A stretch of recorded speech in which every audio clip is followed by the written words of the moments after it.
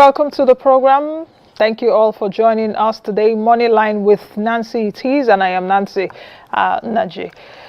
Okay, we will be taking you through the business news in a bit, and we'll also give you what has been happening in the markets. Of course, the Nigerian exchange traded on Thursday, and the markets, the stock market, depreciated by about 9 basis points. I'll be giving you more details on that, as well as global markets that are currently trading and those that traded even while we were asleep, like the Asian markets that are closed. I'll be giving you those numbers in a bit. Today, Dr. Stephen Akitayo, the chairman and founder of GTEXT Holdings, will be joining me for us to speak about a lot of things. Dr. Akitayo, I can see you. My director has punched you, but I can see you'll be joining me. You will join me in a few minutes from now for us to speak about business lessons and what you have for us in store. So that's the program today. Sit back, enjoy every bit of what we have prepared. Let's quickly take the business news.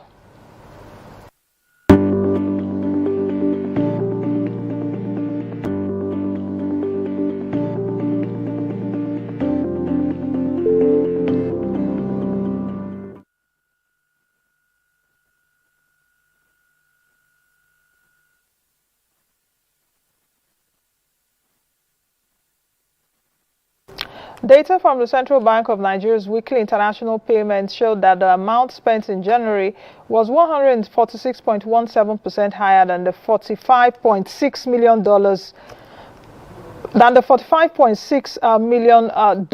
The federal government has struggled to boost its revenue base despite its revenue generation efforts. Data from the Federation Accounts Allocation Committee disbursement reports published by the National Bureau of Statistics show a 240.02 billion naira decrease compared to the 990.19 billion naira shared in December 2022. In 2022, Nigeria spent $2.4 billion to service its external debt, which was a slight increase from $2.11 billion spent in 2021.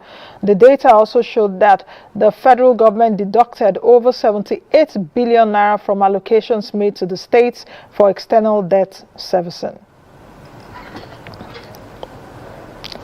The Minister of Finance, Budget and National Planning, Zainab Ahmed, has urged insurance operators in West Africa to reposition the industry for global competitiveness. Speaking at the West African Insurance Companies Association Educational Conference and celebration of its 50th anniversary in Lagos, Ahmed noted that as an optimist, we are encouraged to believe in a new dawn, leveraging technological innovations and a positive paradigm shift, focused and poised to meet the anticipated surge in the demand and untapped side.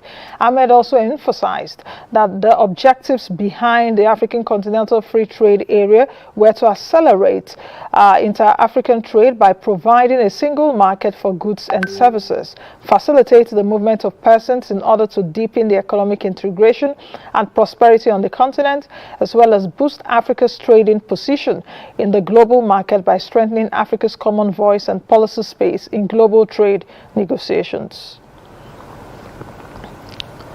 The federal government has announced the approval of the Nigeria investment policy and the adoption of a new national automotive industry development plan 2023 to 2033. The Nigeria investment policy plan, which would be the first ever approved by the federal government, was disclosed in a statement by the Minister of Industry, Trade and Investment, Adeniyi Adebayo.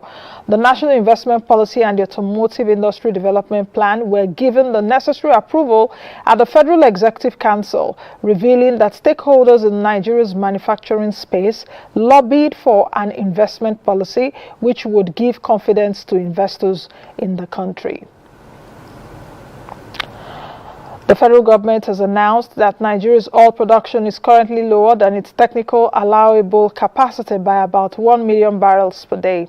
It attributed the low oil output to challenges such as lack of investment in security and reduction in hydrocarbon funding arising from energy transition, among others.